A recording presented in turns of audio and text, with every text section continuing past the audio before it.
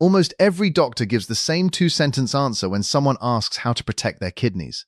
Drink more water, cut back on salt, and I am not going to stand here and tell you that advice is wrong, because it isn't. But if that is the entire conversation your doctor has time for, you are only getting maybe a third of the real picture, and the missing two-thirds happen after you have already turned off the lights. I'm Dr. Robert Lawson. 15 years of internal medicine, and I have sat across the desk from more people than I can count who did everything right during the day and had no idea their kidneys were quietly losing ground every single night. Here is why this matters more after 60 than at almost any other point in your life. Kidney damage does not announce itself. There is no ache, no cramp, no early warning system built into that organ. By the time a routine blood test finally flags something, you can have already lost a meaningful chunk of your filtering capacity, and unlike your liver, your kidneys do not regenerate what they lose. What is gone, so the entire strategy after 60 shifts from repair to protection. Tonight, I'm going to walk you through 7 fruits that do real, specific work for your kidneys in the hours after dinner, right as your body is trying to settle in for the night. Watch for number 6. It is a fruit almost nobody in this country thinks of as medicine, and it does something for your gut that indirectly takes real weight off your kidneys. And stay for the last one, because it is the fruit I have to give you the most honest, two-sided warning about of anything on this list. Before I go any further, tell me 2 things down in the comments: your age and whether you know your last egg for number offhand. I read every comment, and it tells me exactly who is watching these videos and what I should make next. Everything I'm about to walk you through tonight is really one piece of a bigger picture, the daily habits I actually build with my own patients that quietly decide whether someone is still golfing and gardening at 82 or managing a dialysis schedule at 68. I put the whole framework, the food, the timing, the small daily levers, into one simple plan, and the link is sitting right there on your screen whenever you want it. Now let's actually talk about what is happening inside your kidneys, because the 90 seconds nobody gives you in a rushed office visit are the 90 seconds that make everything else on this list make sense. Picture each kidney holding roughly 1 million microscopic filtering units called nephrons. At the center of each one sits a tiny tangled ball of blood vessels called a glomerulus, and that ball of vessels is the actual filter, the part that separates waste from what your body needs to keep. You were issued every nephron you will ever have before you were even born. There is no reorder. So the entire game after 60 is defense, protecting the ones still working. 2 things wear a glomerulus down faster than anything else, and both of them are things you can picture. The first is pressure. Think of a garden hose with the nozzle cranked too tight, water hammering against the walls of the hose, day after day, year after year, until the rubber starts to give. That is what chronically high blood pressure does to those tiny vessels. The second is oxidative stress, which is really just a slow internal rusting, the same kind of chemical damage that turns a sliced apple brown on your counter. A kidney under constant pressure and constant oxidative stress is a kidney losing nephrons quietly, every single year, without a single symptom to warn you. Here is the part that almost nobody explains, and it's the whole reason we are talking about nighttime specifically. Your blood pressure is not supposed to sit flat around the clock. In a healthy body, it drops somewhere between 10 and 20% while you sleep. We call that the nighttime dip, and physiologically, it is your kidney's recovery shift, the few hours where the pressure eases off those filters and they actually get to rest. People whose pressure fails to dip at night, what we call non-dippers in the clinic, lose kidney function measurably faster over time. That is not a fringe theory.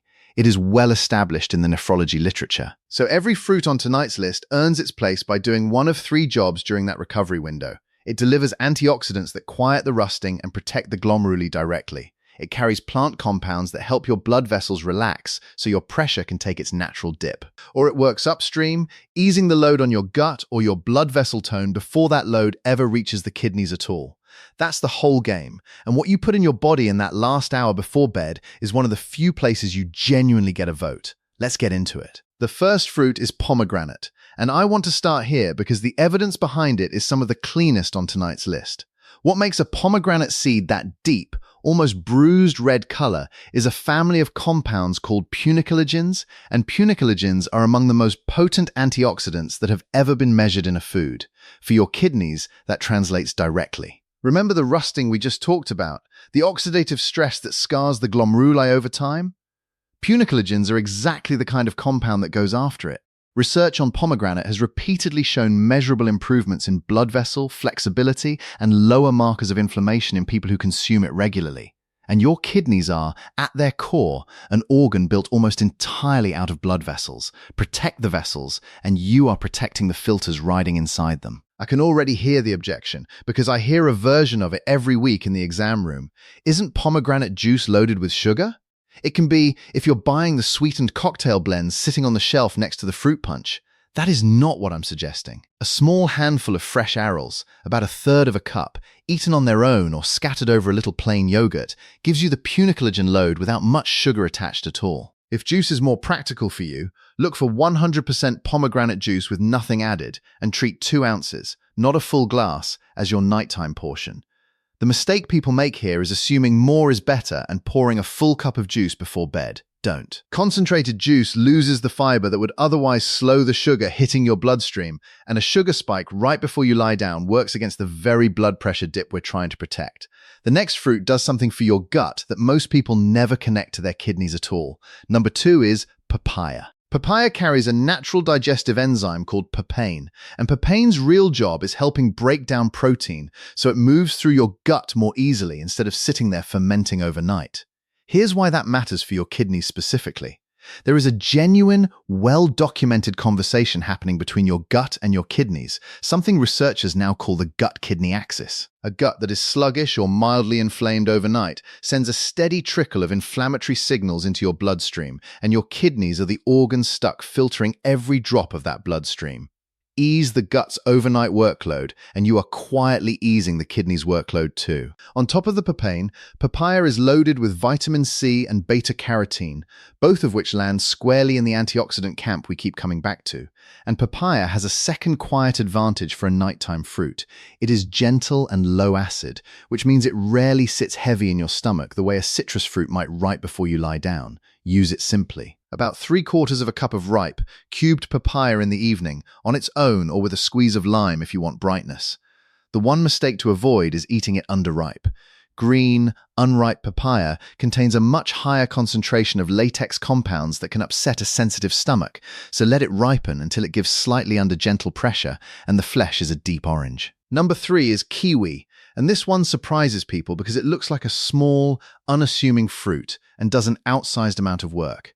Gram for gram, kiwi carries more vitamin C than an orange, and vitamin C is one of the most direct antioxidants your body has for defending blood vessel walls against oxidative damage. But kiwi's real nighttime advantage is something else entirely. Several small clinical studies have looked at people who ate kiwi in the evening and found measurable improvements in how quickly they fell asleep and how well they stayed asleep through the night, likely tied to kiwi's natural serotonin content, serotonin being one of the building blocks your brain uses to eventually produce melatonin. Better sleep architecture supports a deeper, more complete nighttime blood pressure dip, and we keep coming back to that dip because it is the kidney's actual recovery window. The way to use kiwi at night is simple. 1 to 2 whole kiwis, skin removed, sliced, eaten on their own about an hour before bed. If you can tolerate the fuzzy skin, leave it on, because a meaningful amount of the fiber and antioxidant content sits right there. But most people find it easier to peel. The mistake to avoid is pairing kiwi with dairy right at bedtime if you're lactose sensitive, since the combination of the fruit's natural enzymes and dairy proteins can cause mild stomach upset in some people, which is the last thing you want working against a good night's sleep. Kiwi calms your nervous system into a deeper sleep. The next fruit goes straight after your blood vessels themselves. Number 4 is watermelon, and the compound responsible is one you have probably never heard of: citrulline.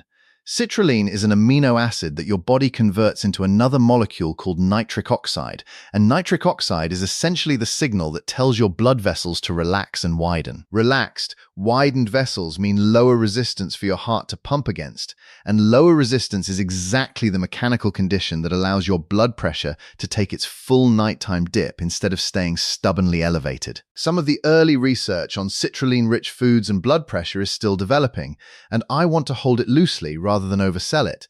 But the mechanism is sound, established physiology, and watermelon is harmless enough that it costs you nothing to lean on it. Watermelon is also almost entirely water, which makes it one of the lightest, least taxing things you can put in your stomach right before bed. About 1 cup of cubed watermelon in the evening is a sensible portion. The mistake here is treating watermelon as a free food because it's mostly water. It still carries natural sugar, and a large bowl right at bedtime can spike your blood sugar more than people expect from something that tastes so light. Keep it to that 1 cup portion, and if you want to slow the sugar hit even further, pair it with a small handful of unsalted pistachios. Quick favor before we keep going, because this is a natural spot for it. If any of this is landing for you, tap like. It genuinely helps this reach more people your age. And tell me down in the comments which of these 7 you're most likely to actually try tonight. I read every single one. All right, back to it. Number 5 is blackberries, and I'm including these separately from other berries because the specific antioxidant profile is different enough to matter. Blackberries are exceptionally rich in a compound family called elagitannins, along with a strong dose of the same anthocyanin pigments that give many dark berries their color. Together, these compounds have been shown in laboratory and animal research to reduce markers of oxidative stress in kidney tissue specifically, which is about as directly relevant to tonight's topic as a finding gets. The human research is newer and smaller, so again, I hold the exact numbers loosely, but the mechanism lines up cleanly with everything else we've discussed about protecting the glomeruli from that slow internal rusting. Blackberries have a second quiet advantage for a nighttime snack. They are relatively low in natural sugar compared to most fruit, and they carry a meaningful amount of fiber, which slows down whatever sugar is there even further. About 3/4 of a cup in the evening, plain or stirred into a small amount of plain kefir, is a solid nighttime portion. Frozen works just as well as fresh, and frozen blackberries are often picked at peak ripeness, so you're not losing anything nutritionally. The mistake to avoid is reaching for blackberry jam or blackberry-flavored yogurt as a substitute. Once you've added sugar and stripped out the whole fruit, you've lost most of what made blackberries useful in the first place. Number 6 is the one I promised you. The fruit almost nobody in this country thinks to eat at night, and it works through your gut in a way that surprises most people. It's the plum, particularly the dried version, the prune. Plums and prunes are one of the richest natural sources of a sugar alcohol called sorbitol, along with a generous amount of soluble fiber. Both of those work together to keep things moving smoothly through your digestive tract overnight. Here's why that matters for your kidneys specifically, and this is a connection almost nobody makes. Chronic constipation, which becomes more common as we age, has been linked in kidney research to higher levels of certain waste compounds building up in the bloodstream because a slower gut gives more time for those compounds to be reabsorbed instead of leaving the body. Keep the gut moving smoothly, and you are quietly reducing that reabsorption, which means less raw material your kidneys have to filter back out. On top of that, plums carry a respectable dose of the same antioxidant compounds we've been discussing all night, including chlorogenic acid, which has shown blood vessel protective effects in several smaller studies.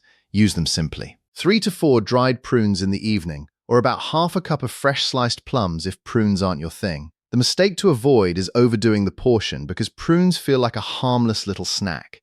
More than 4 or 5 in one sitting can cause enough of a laxative effect to disrupt your sleep entirely, which defeats the entire purpose of a calming nighttime routine. Now, number 7, and this is the fruit I need to be completely honest with you about, because the truth here genuinely cuts both ways. It's grapefruit. Here's the good side, and it's real. Grapefruit is loaded with vitamin C, a flavonoid called naringinin, and a meaningful amount of potassium, all of which support blood vessel health and help your pressure ease down at night the way we want. For someone with healthy kidney function, half a grapefruit in the evening is a perfectly reasonable, antioxidant-rich choice. But here is why I have to stop and be very direct with you. Grapefruit contains natural compounds that interfere with an enzyme in your gut and liver responsible for breaking down a long list of common medications, including several blood pressure medications and several cholesterol-lowering statins that many people over 60 take every single day. When that enzyme gets blocked, those medications can build up to much higher levels in your bloodstream than your prescription was ever designed for, and that is not a minor interaction. It is one of the most well-documented food-drug interactions in all of pharmacology. On top of that, for anyone in the later stages of chronic kidney disease, grapefruit's potassium content becomes a separate concern entirely because failing kidneys lose the ability to clear extra potassium, and it can build to dangerous levels in the blood. So here is the rule, and I want it to be completely unambiguous. If you take any blood pressure medication, any statin, or really any prescription at all, do not add grapefruit or grapefruit juice to your routine without asking your pharmacist or your doctor whether it's safe with your specific medication list. This is not me being overly cautious for the sake of it. This is one of the clearest, most consistently documented interactions in modern medicine, and it costs you nothing to ask the question before you start eating half a grapefruit every night. Before I give you the bonus recipe, I need to draw a line the way I would in my own exam room. Everything on tonight's list supports healthy kidneys and early, mild strain. None of it is a treatment for kidneys that are already in serious trouble. If you notice swelling in your ankles, your legs, or around your eyes, foamy or bubbly urine, blood in your urine, a sharp drop in how much you're urinating, or pain in your back or side below the ribs, those are not fruit problems. Those are phone call problems, and soon. And if you already carry a diagnosis of kidney disease, you're on dialysis, or you take any medication that affects potassium or interacts with grapefruit, fold every one of these fruits in only with your doctor's or pharmacist's blessing first. Let me tell you about someone I'll call Walter. He's a composite of patients I've cared for over the years, so no one's privacy is on the line here. Walter was 71, a retired machinist, active, still doing his own yard work, and he came in for a routine physical feeling completely fine. His labs told a quieter story. His EGFR had slipped just into the range where we start paying closer attention, and his creatinine had ticked upward from the year before. He was genuinely stunned. No diabetes, moderate blood pressure that was already medicated, and he had always assumed kidney trouble was something that happened to other, less careful people. We didn't start with a new prescription. We started with his evenings. Walter had a habit of winding down most nights with a bag of pretzels and 2 or 3 beers in front of the television, right as his kidneys were trying to settle into their recovery window. We didn't take everything away at once, because in my experience, the person who tries to change everything by Monday usually changes nothing by Friday. We swapped the pretzels for a small bowl of blackberries or a handful of pomegranate seeds most nights, kept every one of his existing medications exactly as prescribed, and added a short walk after dinner, because moving muscle is one of the simplest ways to help blood pressure ease down naturally.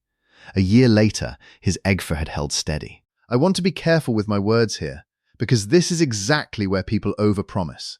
It did not climb back to where it had been 10 years earlier. Kidneys do not regrow what they've lost, and I told him that honestly from the first visit. But the decline had stopped. It held its position for a full year, and his nighttime blood pressure readings, which we started tracking with a home cuff, showed a proper dip for the first time in years.